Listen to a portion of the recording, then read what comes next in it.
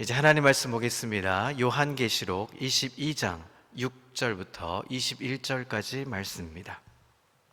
요한계시록 22장 6절부터 21절까지 말씀, 6절부터 20절은 제가 읽고 마지막 21절은 합독하겠습니다. 또 그가 내게 말하기를 이 말은 신실하고 참된지라 주 곧 선지자들의 영의 하나님이 그의 종들에게 반드시 속히 되어질 일을 보이시려고 그의 천사를 보내셨도다. 보라 내가 속히 오리니 이 두루마리의 예언의 말씀을 지키는 자는 복이 있으리라 하더라.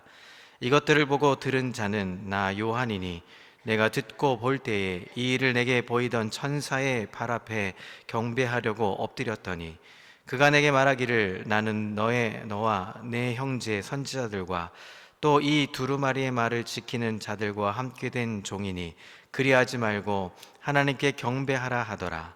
또 내게 말하되 이 두루마리의 예언의 말씀을 인봉하지 말라. 때가 가까우니라.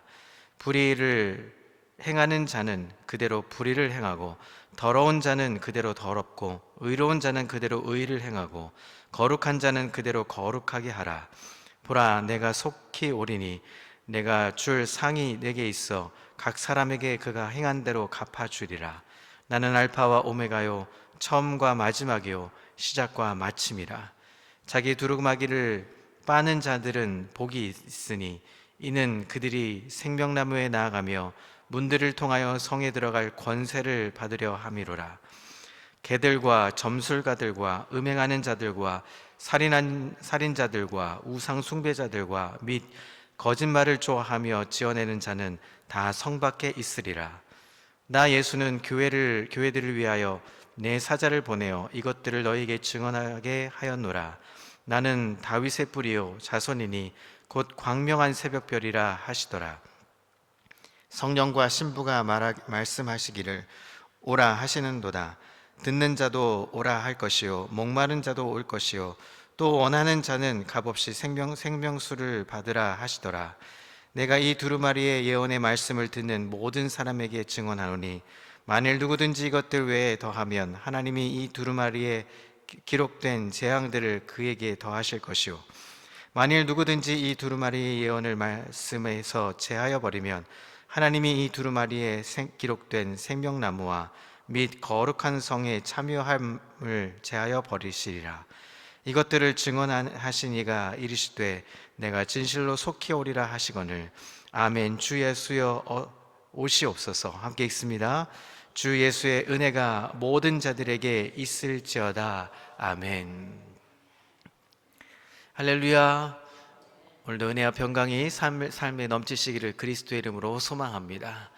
오늘은 12월 31일 마지막 2024년의 마지막 날입니다. 이제 마지막 날을 마무리하고 또 오늘 요한계시록 22장 모든 성경에 마무리되는 이 요한계시록 22장을 마무리하면서 오늘 우리에게 주실 하나님 말씀이 놀랍고 은혜로 받기를 그리스도의 이름으로 소망합니다. 여러분, 왜 하나님께서 교회를 세우셨을까요? 하나님께서 우리 평강교회를 이 번동에 세우신 또 목적은 무엇일까요? 하나님은 하나님의 교회가 건물이 화려하다고 기뻐하시지는 않습니다. 중세시대에 교회가 교회 사이에 있어서 병들고 암흑기였던 이유는 교회가 마땅히 해야 할 사명을 잃어버렸기 때문입니다. 건강한 교회는 건물이 크고 화려한 거나 많은 사람들이 모이는 것을 말하는 것이 아닙니다.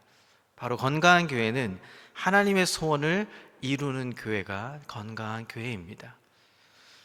주님은 승천하실 때 주님의 일을 계승해서 계속하시려고 교회를 남겨두셨습니다. 그리고 주님이 승천하신 열흘 후에 성령이 강림하셨습니다. 성령 강림의 목적이 무엇입니까? 교회를 새롭게 탄생시키기 위해서였습니다. 성령은 교회와 더불어 역사하시는 영이십니다. 성령님께서 교회를 통해서 이루고자 하시는 하나님의 뜻이었던 것입니다. 이것이 교회의 사명입니다. 사명은 어떤 일이 있어도 이루어야만 합니다. 오늘 본문은 창세기 1장부터 요한계시록 21장까지의 결론적인 이야기입니다. 성경은 창세기로부터 시작해서 모세오경, 역사서, 시가서, 선지서, 복음서, 그리고 서신서들을 관통하면서 요한계시록 21장에 신천, 신지, 다시 말하면 새 예루살렘의 비전을 보여주시고 나서 22장의 결론을 이야기합니다. 그렇다면 이 시대에 우리 평강교회가 감당해야 될 사명은 무엇일까요? 오늘 본문 속에 함께 은혜를 나누어 보려고 합니다. 첫 번째는 8절과 9절에 보듯이 하나님을 향한 사명이 있다는 것입니다. 오직 하나님께 경배해야 할 사명입니다. 과거에 하나님의 교회가 하나님이 아닌 것을 섬길 때가 있었습니다. 사람을 섬기고 정치 권력을 섬기고 물질을 섬기고 세상의 물결을 섬길 때가 있었습니다. 예수님께서 공생애를 시작하시면서 예루살렘 성전을 방문하셨을 때 화를 내셨습니다. 예루살렘 성전을 세운 근본 이유가 무엇입니까? 하나님께 기도하고 예배하기 위함이었습니다. 그런데 이스라엘 백성들은 하나님의 성전에서 하나님께 대한 예배는 관심이 없고 하나님의 성전을 통해서 이익을 얻는 데만 관심을 가졌습니다. 예수님께서 공생애를 마치신 후 십자가를 지시기 전에 다시 예루살렘의 성전을 방문하셨을 때도 동일한 현상이 계속 벌어지고 있었습니다. 돈을 바꾸고 비둘기를 파는 자들이 있었습니다. 예배를 돕는 목적은 있었지만 그 속에는 탐심이 동기였습니다. 성도 여러분, 우리는 영적인 목적을 상실하면 우리의 마음과 우리 교회가 강도의 소굴이 될 가능성이 항상 있음을 명심해야 합니다. 그리고 정직한 마음으로 하나님께 나아가야 하는 것입니다. 신앙생활의 처음 출발은 좋았는데 시간이 지나면 지날수록 돈의 노예가 되고 자신이 왕이 되어 있는 자들이 있습니다. 가지각색의 우상이 우리 안에 득실거리기도 합니다. 하나님 앞에서 바른 자세를 가지고 하나님께 인생의 초점을 맞추어 있는 자가 바로 순수한 성도라는 것입니다. 다른 말로 표현하면 순수한 성도는 예배의 성공자가 되는 것입니다. 여러분, 하나님은 하나님께 예배하는 자들을 오늘도 찾으십니다.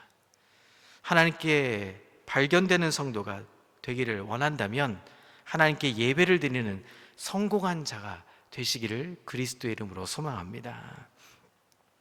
여러분, 교회가 예배에 실패하면 교회 건물이 웅장하고 화려해도 또 프로그램이 아무리 좋다 해도 아무 소용이 없습니다. 우리의 대적 마귀 사탄은 우리에게서 참된 예배를 빼앗아가기 위해서 호시탐탐 우리를 노립니다. 예배를 빼앗으면 우리의 영혼은 어떻게 됩니까? 자동적으로 탈취당할 수밖에 없습니다. 그래서 예배하는 공동체로서 면모를 깨트리기 위해서 교회 안에서 이기심으로 인간관계에 깨트려서 또 거짓 교사로 혼란을 가져오기도 하고 또 교회가 세상에 끌려다니면서 분쟁과 파당을 일으킵니다. 우리 평강교회는 주님 오실 때까지 우리 모든 개개인들이 우리 교회적으로 진실하게 예배를 사모하는 예배의 공동체로 쓰임받기를 그리스도의 이름으로 소망합니다. 우리 평강교회가 그렇게 늘 예배의 성공자로서 늘 체험할 수 있는 삶의 여정으로 나아갈 수 있는 한 해의 마지막 새 한 해를 출발하는 시점이 되기를 그리스도의 이름으로 소망합니다. 두 번째로 17절에 보듯이 세상을 향한 사명이 있습니다. 17절에 보니까 오라라고 되어 있습니다. 이 외침은 여기서 말하는 이 신부는 교회를 가리킵니다. 교회를 신부로 표현하는 이유는 신부는 신랑의 보호 아래 있기 때문입니다. 신랑의 관심거리가 바로 신부죠. 신랑 되신 예수님께서 신부인 교회를 정결하게 보존시키기 위해서 늘 관심을 가지시고 지금도 성령으로 역사하시는 것입니다. 우리 주 예수 그리스도는 인생의 의미와 목적이 되실 뿐만 아니라 예수 그리스도를 모시고 살면 영생을 누린다는 이 기쁜 소식을 개봉되어 외쳐야 할 사명을 받게 되는 것입니다. 잃어버린 영혼들에게 대한 외침이 있는 교회가 바로 건강한 교회가 되는 것입니다. 우리는 부모님이든 또 친구든 이웃이든 방송 매체든 전도지든 어떤 것을 활용해서든 이 오라라고 하는 이 외침에 초청을 받았기 때문에 지금 이 자리에 와 있을 수 있었던 것입니다.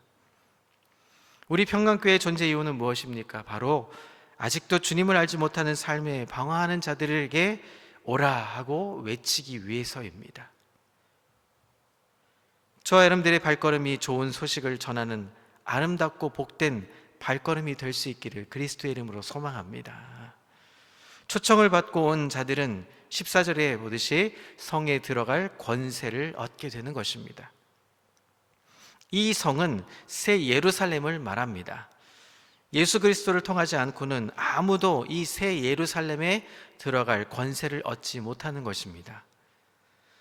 그러나 개들이나 또 점술가들, 음행하는 자들, 또 살인하는 자들, 우상 숭배하는 자들, 그리고 거짓말을 좋아하는 에서 지어내는 자마다 성 밖에 있게 되는 것이죠. 성 안에 들어갈 수 없다는 것입니다. 교회의 권세 가운데 이런 진리 선포권이 있다는 것이죠. 교회가 외치지 않으면 주님 안으로, 새 예루살렘 안으로 들어올 자가 아무도 없습니다. 하나님은 교회를 하나님의 나라로 들어갈 수 있는 다리 역할로 우리를 사용하시는 것입니다. 이 다리를 건너지 않고는 교회의 자녀가 되지 않고, 또 교회를 통하지 않고는 하나님의 자녀가 될 권세를 누리지 못한다는 것입니다. 이것은 놀라운 특권이자 하나님의 놀라운 축복인 것이죠. 우리는 구원의 소식을 구걸해서는 안 됩니다. 믿고 의지하면 오라고 초청할 수 있는 사명을 우리가 누려야 하는 것입니다. 사랑하는 성도 여러분, 이 사명자로서 오늘도 또 새 한 해도 그렇게 살 수 있기를 그리스도의 이름으로 소망합니다. 세 번째로 20절에 보면 우리 자신을 향한 사명이 있습니다. 아멘, 주 예수여 오시옵소서라고 외칠 수 있는 성도를 훈련시키는 준비하는 사명입니다. 우리 자신이 완전하기 때문이 아니라 주님이 나에게 약속하신 구원의 약속이 확실하기 때문에 나는 부족하지만 주님이 나를 영접하실 거라고 믿음의 확신을 가지고 나아가야 하는 것입니다. 초대교회 성도들의 삶의 능력이 바로 이런 신앙의 고백에서 있었던 것입니다. 이것을 가리켜 우리는 찬양 속에 그렇게 얘기하죠. 마라나타.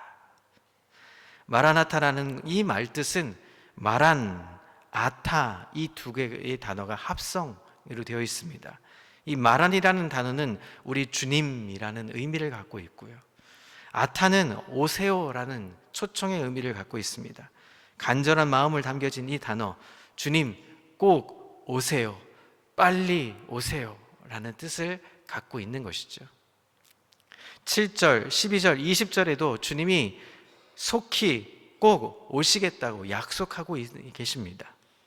주님이 나를 만나시고 교회를 다시 일으켜 천상으로 올려지게 하시고 또 지금 다시 오실 것을 약속하셨다는 것입니다. 라오디게아 교회에는 이미 오셔서 주님 문 밖에 서서 두드리시고 계신다고 표현하기도 합니다. 문만 열면 역사는 종결되고 이 세상의 문화는 뒤바뀌는 것이죠. 새 예루살렘 신천 신지가 우리 눈앞에 도래할 것입니다. 믿는 자들은 주님의 손을 붙잡고 주님의 나라에 안착하게 되는 것입니다. 이런 영광과 축복의 사명이 우리 평강교회에 주어졌다는 사실입니다. 하나님의 부르심에 응답하라. 새 한 해를 맞이하며 새 표를 받았고 우리는 한 해를 마무리해야 합니다. 하나님의 부르심에 여전히 우리는 응답하는 사명자로 그렇게 살아가야 한다고 오늘도 이렇게 선언하고 계신 것입니다. 사랑하는 성도 여러분, 12절에 이렇게 말합니다. 상급에 대한 약속을 우리에게 받고 있습니다. 천국에 들어가는 것만은 만족하는 것이 아니라 주님의 일꾼으로 쓰임받아서 주님이 예비하신 상급을 받아 누릴 수 있는 아름다운 믿음의 역사의 현장에 있는 아름다운 성도들, 우리 평강교회 성도들 다 되시기를 그리스도의 이름으로 소망합니다.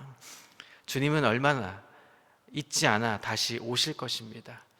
언제 오실지라도 우리가 이 준비의 마음으로 사명자의 모습으로 다른 이들에게 이 긴박성을 알리면서 이 땅에 주님 오실 때까지 믿음을 다할 수 있는 아름다운 성도, 우리 평강교회 성도, 평강에 가게 흐르는 성도, 이 어둠의 시간에 우리가 밝은 빛으로 세상 사람들을 인도할 수 있는 믿음의 고백이 있기를 그리스도의 이름으로 소망합니다.